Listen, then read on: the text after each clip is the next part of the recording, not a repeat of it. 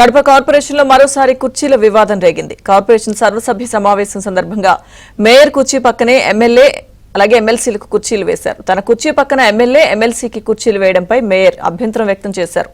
కొంతకాలంగా mayor Suresh Babu MLA Madhavi Reddy మధ్య విభేదాలు కొనసాగుతున్నాయి.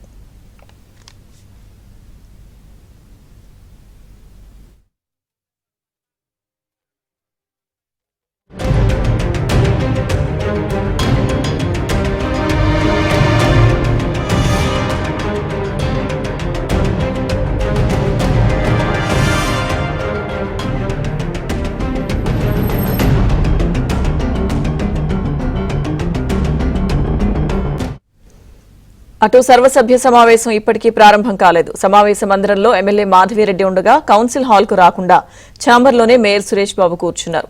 కార్పొరేషన్ కార్యాలయం దగ్గర భారీ పోలీస్ బందోబస్తు ఏర్పాటు చేశారు.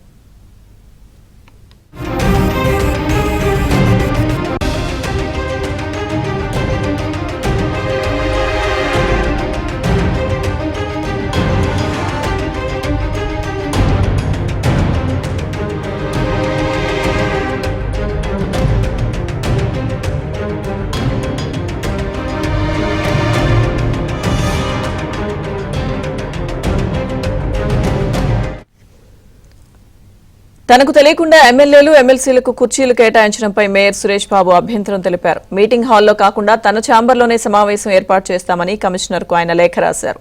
నిబంధనలకు విరుద్ధంగా అలా ఎలా సమావేశం నిర్వహిస్తారని ఎమ్మెల్యే మాధవిరెడ్డి టీడీపీ కార్పొరేటర్లు ప్రశ్నిస్తున్నారు. ఈ గందరగోళ నేపథ్యంలో ఇటు ఎమ్మెల్యే అటు మేయర్తో అధికారులు చర్చలు జరుపుతున్నారు.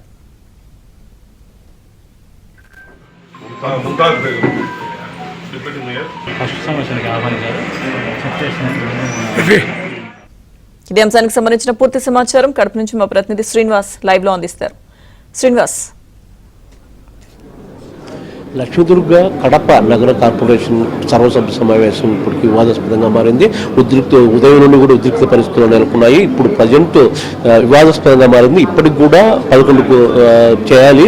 ఇప్పుడు కూడా 12:30 అవుతుంది. 1:30 గంటగా వివాదాస్పదంగా మారింది. ఎందుకంటే రెండు హాల్లో, అంటే ఫస్ట్ హాల్లో కడప ఎమ్మెల్యే మాధవరెడ్డి గారు చూడొచ్చు. ఆమె ఫస్ట్ సమావేశానికి హాజరయ్యారు. ఆ తర్వాత గంట తర్వాత అలాగే కమిషనర్ కూడా ఇప్పుడు రావడం జరిగింది. అయితే దీనికి సంబంధించి కింద మేయర్ సురేష్ బాబు వాళ్ళ పాలవర్గం కూడా అక్కడే సమావేశం కూడా ఏర్పాటు చేయడం జరిగింది. అక్కడ ప్రస్తుతం కింద సమావేశంలో సమావేశం ప్రస్తుతం కార్పొరేటర్ల సర్వసభ్య సమావేశం నిర్వహిస్తున్నారు.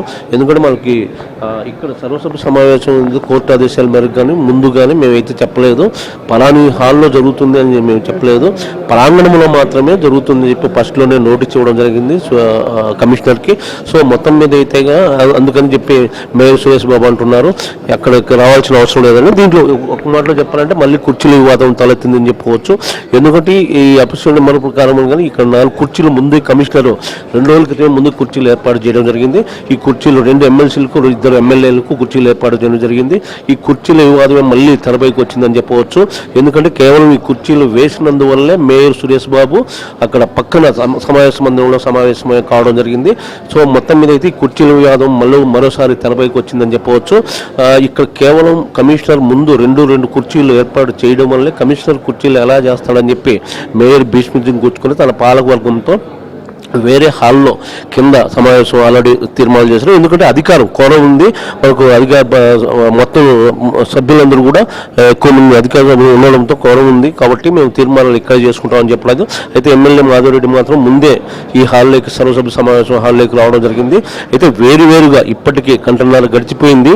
వేరువేరుగా సర్వసభ్య సమావేశం ఒక పక్క మేయర్ నిర్వహిస్తుండగా మరోపక్క సమావేశం మందిరంలో వేరుగా ఎమ్మెల్యే మాధవరెడ్డి ఉన్నారు. అలాగే కమిషనర్ కూడా ఇప్పుడు రావడం జరిగింది 1 అవర్ తర్వాత. కాబట్టి కమిషనర్ కూడా ఇప్పుడు మేయర్ సురేష్ బాబు చెప్పడం ఏంటంటే కమిషనర్ మా ఇదిలో లేడు, ఎమ్మెల్యే అధికార పార్టీకి ఎలా చెప్తే అలా ఉన్నారు కాబట్టి మేము అక్కడికి వెళ్ళాల్సిన అవసరం లేదు.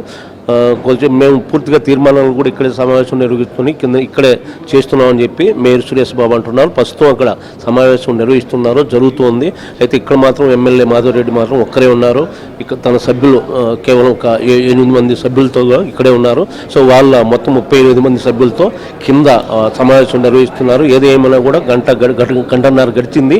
ఇప్పటికి కూడా సర్వసభ్య సమావేశం వాళ్ళు వేరువేరుగా ఉంది కాబట్టి కలిసి అయితే ఇప్పటి వరకు నిర్వహించాలి. లక్ష్మీదుర్గ శ్రీనివాస్, అయితే అంటే అక్కడ శ్రేణులు కూడా భారీగా చేరుకున్నట్టు తెలుస్తుంది. ఈ నేపథ్యంలోనే ఏమైనా వివాదం చెలరేగే అవకాశం ఉంది అన్న నేపథ్యంలో పోలీసులు కూడా భారీ బందోబస్తు ఏర్పాటు చేశారు. ఏంటి పరిస్థితి?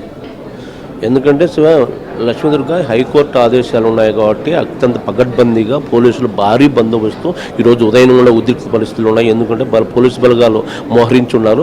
ఎలాంటి సమస్య తలెత్తకుండా భారీ బలగాలతో పోలీసులు ఉన్నారు కాబట్టి ఎలాంటి వివాదం కూడా ఎందుకంటే ఎవరికి వారుగా నిర్వహిస్తున్నారు కాబట్టి సమావేశాలు ఎందుకంటే మొత్తం కేవలం సభ్యులను మాత్రమే అనుమతించారు.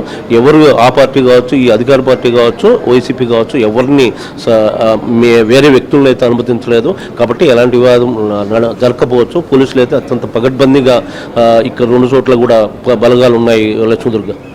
Okay Srinivas, thank you.